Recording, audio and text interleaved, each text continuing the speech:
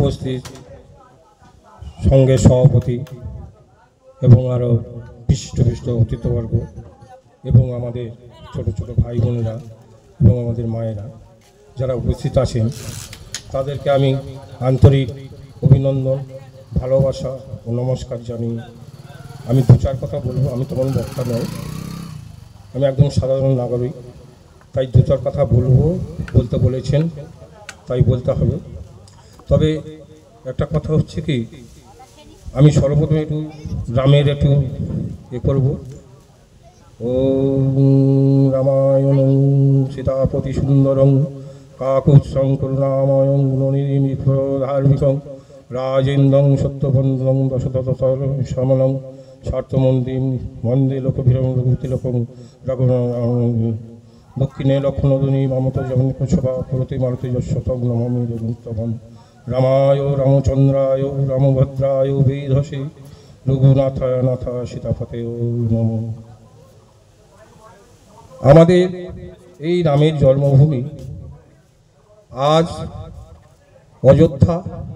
তখন কি ছিল না, তখন ত্রেতা যুগে রামচন্দ্র এসেছিলেন আমাদের অনেক উদ্ধারের রাস্তা নিয়ে।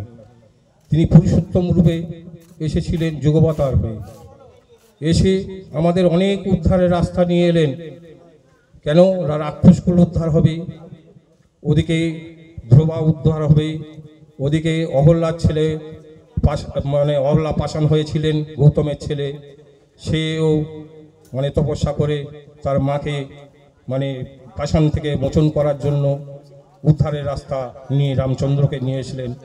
দশরথ রাজার ঘরে নারায়ণ এক অংশ চার অংশ হয়ে জন্মালেন, কি না রাম লক্ষ্মণ শত্রুঘ্ন হয়ে এই ত্রেতা যুগে দশরথ রাজার ঘরে এসে সন্তান রূপে পুরুষোত্তম আবির্ভাব হয়ে আমাদের এই মঙ্গলের জন্য আমাদের উদ্ধারের রাস্তায় আমাদের নিয়ে আসলেন। তা আমরা মানব জন্ম হয়ে আমরা সেই পুরুষোত্তমদের কথা ভুলে যাই, আমরা অহংকারে মত্ত হয়ে গেছি।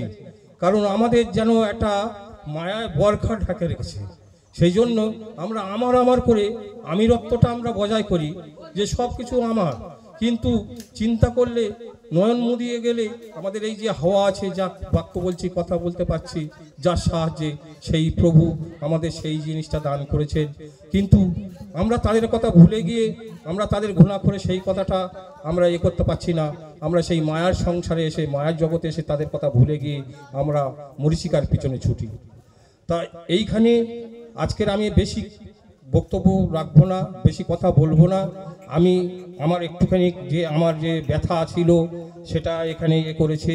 কারণ আমি অনেক রাজনীতির সঙ্গে অনেক করে ঘুরেছি, তবে আমি সেরকমভাবে তাদের করতে পারিনি। কারণ আমি অন্যায়টা সহ্য করতে পারি না, অন্যায়টাকে প্রতিবাদ করি, যে জন্য আমার খুব একটু সমস্যা দেখা দেয়। তাই সেই সমস্যাটা এখানে এই আমার সংগঠনের মাধ্যমে আমাকে অনেক হেল্প করেছিল।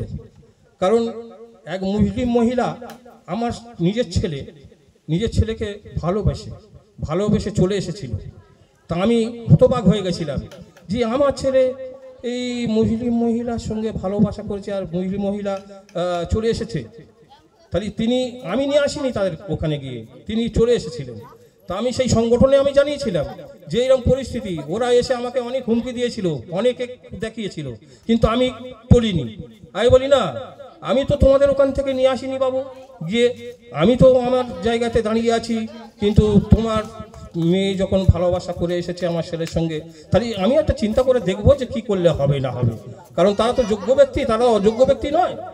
সেই জন্য এবার তারা আর আমাকে কোনো রকমে জব্দ করতে পারলেন না, থানা পর্যন্ত হয়েছিল। তাতে আমাদের ছেলেরা অনেক সহযোগিতা করছে, অনেক হেল্প করছে, যে জন্য আমি এদেরকে অনেক ধন্যবাদ জানাই, অনেকে করি। আর এই সংগঠনের এতে আমি সেই জন্য আমার খুব ভালো লাগে যে আমাদের হিন্দু হয়ে আমরা অত্যাচারিত হব।